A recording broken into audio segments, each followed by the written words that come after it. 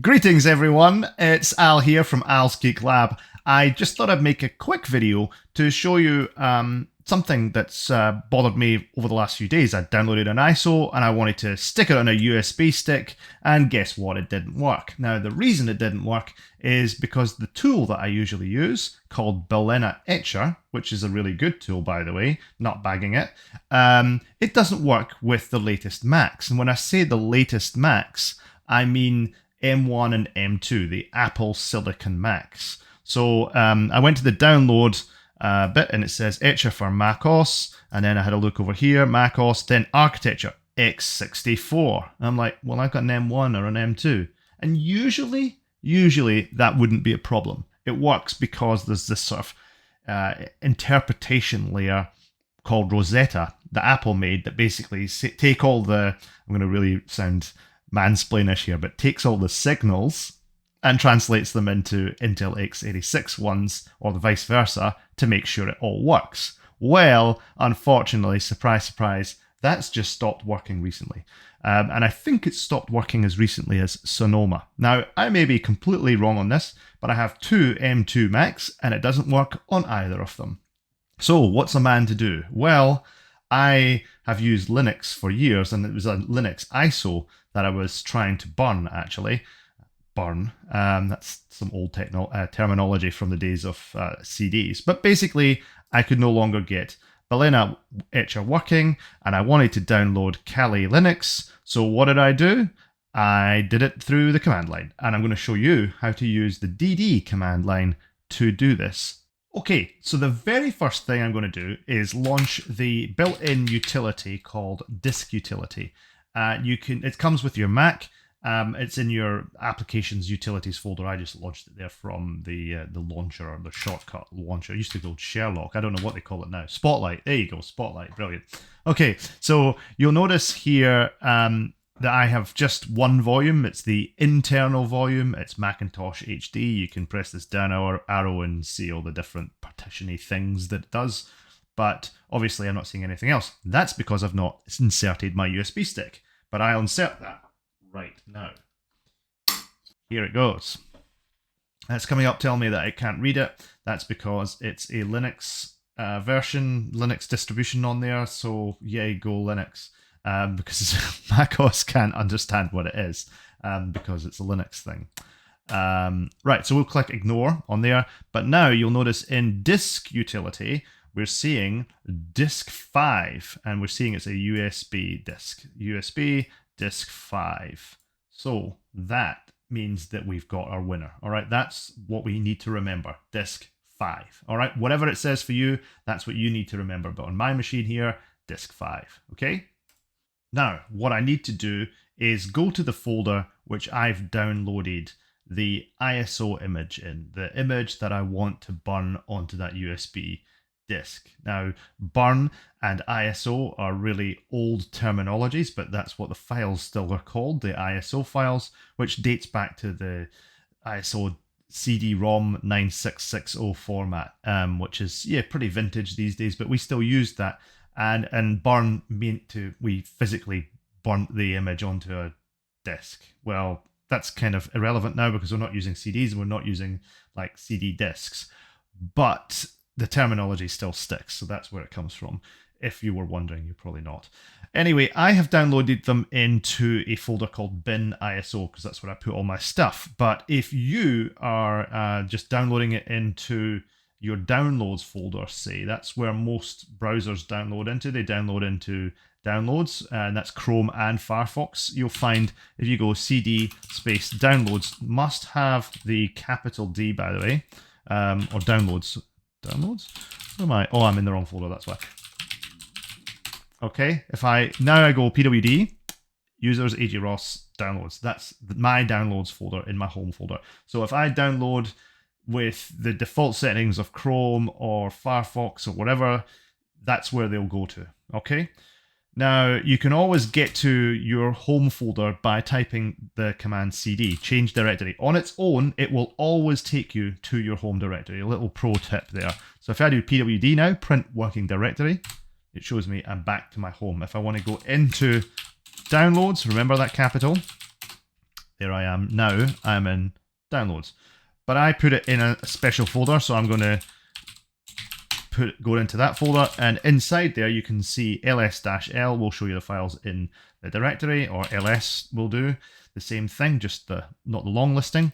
And if we do lh, you can see the file size there. It's 4.9 gig for the parrot one, and the one that I want to put onto the USB stick today is Kali, which is just under 4 gig. All right, so we're going to do this with the dd command. The dd command is if we have a look at the manual page, it basically says copy and convert a file. Well, it's pretty auspicious actually, because it does quite a lot more than just copy a file. Because if we were just to copy, either using the cp command or just dragging and dropping into the folder for the USB stick, that wouldn't work, because we need to take the raw disk image of the ISO files, all of the file. There's just one file there, it's called .iso, right? But inside that .iso file, it's a whole image of many, many files. There's thousands of files actually on there to comprise this Linux distribution. And so rather than have just this one file copied onto the USB stick, we want to copy the entire image and all of the stuff that's inside it, basically. And the way that we do that is with dd. We can't just do that using a copy command or drag and drop in a file folder. Otherwise, this whole process would be a heck of a lot easier, but it's not. And the way we do that is using the dd command, because that copies to the raw disk itself. And we can do that using sudo. We must use sudo. So I'm just going to clear the screen here, tidy it up a bit. But we use sudo super user do because we want to do this as the administrator or super user. And we do dd because that's the command that we want to use. And first of all, we take our input file, or if, input file equals, and then because we've already changed directory into that ISO folder, we can see that we're in the ISO folder, I will type in KALI, and remember it was a big long file name. I just press tab there and it auto completes that whole thing for us. And the reason that it's going to do that is because we are in the right directory. It can see that file just by hitting tab, it will complete it for us. So if it doesn't work for you and you're pressing tab and you go, why is this not working? You're probably not in the right directory, okay? OF equals, and then this is where that information that we got from the disk utility comes in handy, because we need to know this disk 5 part of it. We actually don't care about the S2 part, and here's the reason why. Because remember I said that we couldn't read the whole, or the message came up saying macOS couldn't read the partition. Well, it's actually an 8 gig partition, so we can just about make out here it says 8.05 gig. But the partition, for some reason that it can see, is I think it's 9.7 megabytes in size, which is, yeah, it's saying it's macOS extended journaled.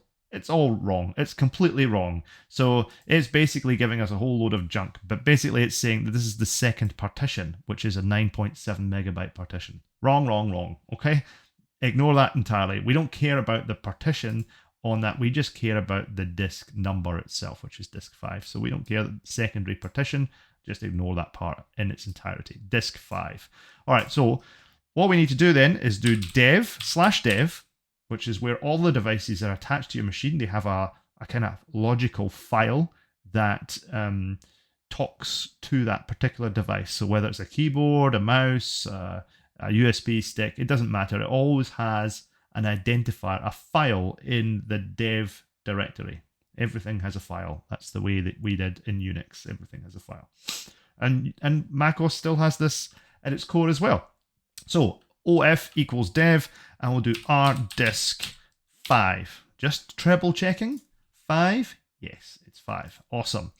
And I'll just leave it at that. Obviously, there's no S2 because we don't care about those partitions, as I said. And we'll do BS equals 1M. All right, so let me just explain all of this properly before we get ahead of ourselves. What does IF do? In fact, no, what I'll do is I'll start this process because I'm happy that it can go ahead now. I'm going to type in my password here, and that's just your username, your user password. So as long as you're an administrative user on your machine, this will work fine. If you're not an admin, I don't think this will work. So you need to be an administrative type user, but it's just your normal password that you put in there, your login password.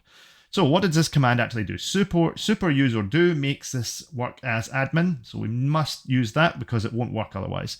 DD is the tool that we're using itself.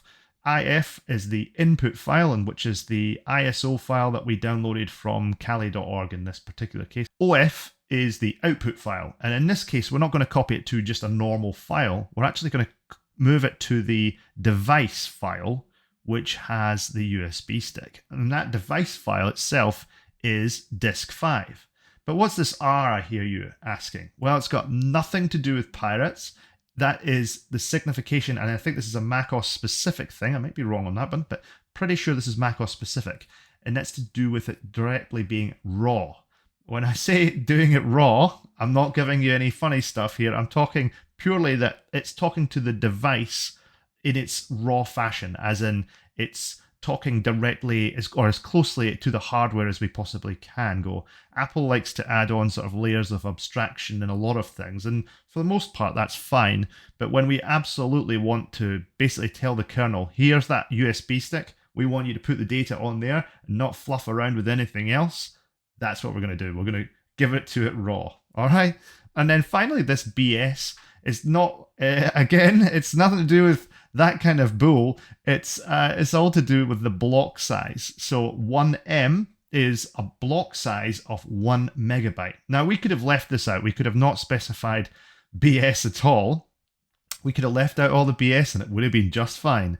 But I like to add the block size 1 meg, because if we didn't add that, then this whole process would take a very, very long time. The reason it would take a long time is it's a 4 gig image. And if we put in, if we left it, I think the default is something like a kilobyte. I can't remember exactly what it is, but I think it's probably about a kilobyte. It's very small block sizes indeed. So basically it's going, okay, can I have 1 kilobyte of this Kali file, please? Okay, there you go. Right, okay. Put that on the USB stick, please. Okay, that's done. All right, now can I have another kilobyte? Okay, do the same again. Do that 4 million times. Thank you very much. It takes, I think it's 1 million? A lot of times. More than 1 million. Maybe, yeah. My math is crap. Anyway, it's a lot. So it's a very slow process when you're doing it just a little bit at a time. If you can do it in chunks of 1 megabyte, it's a lot faster, obviously. So that's what I'm telling it to do there. I'm doing blocks of 1 megabyte at a time. And you could even go up to probably 2 or maybe even 4 megabytes, and it would probably work reliably. However, I found that any more than about 4 megabytes, you're going to have problems. And sometimes it's safer to go with 1 megabyte or maybe 2, but not 4, because some USB sticks, either because they're old or because the brand isn't reliable, I just can't tell, but some of the times it just doesn't work. So for safety, I've always gone with a block size of 1 megabyte. It's always worked for me consistently, so I've never really had a problem. In fact, I think that's a lie. I've had a problem once with a really dodgy USB stick. So that's what the BS is for. And you can use it or you can not use it. It's up to you. But if you don't have any cares in the world and time is your oyster, then go for it. Just leave off the BS and everything will be fine. So that's the DD command. That's how you copy without the Balena Etcher tool or any other graphical tool. You can do it at the command line. And this becomes really quite simple to use once you've learned it that way. So there you go. It has completed the copy. It only took 821 seconds. I mean, small price to pay, right? It probably took, I don't know how big the block size is in Balena Etcher, but it was probably maybe slightly bigger because it copies maybe a little bit faster, but at least you have full control over that with the BS. But this is what you'll see when it's done. Obviously you see nothing whilst it's doing it other than maybe a little light on your USB stick flashing furiously, but this is showing you that it copied 4 gigs worth of records and 1 meg batches, so block size of 1 meg, 4040, 4 gig, and it should say the same number in and out, and obviously how many bytes that is. That's 4 gigs in bytes, by the way, transferred in 821 seconds. So there you go. That's a transfer rate as well. So that's it. That's how long it takes, and that's how it works. So I do hope that has been helpful. If you've got any questions or comments, stick them in that comments below, and also give my video a thumbs up. I do appreciate it when you do. And if you like this sort of stuff, I've got all sorts of geeky stuff. That's why it's called Al's Geek Lab after all. So I've got retro computing stuff, I've got tips and hints like this one, I've got reviews of hardware and software, all sorts of stuff. So if you like this video, there's lots more like it on the channel. So press the subscribe button and then set the notification bell to all, because I don't put any rubbish on the channel and I only release content when I want to release content. No sort of weekly thing. It's not going to spam you. So press the notification bell so you get to know when the good stuff comes out. I promise you won't regret it. Until next time, thank you very much for watching, and I'll see you soon. Bye for now.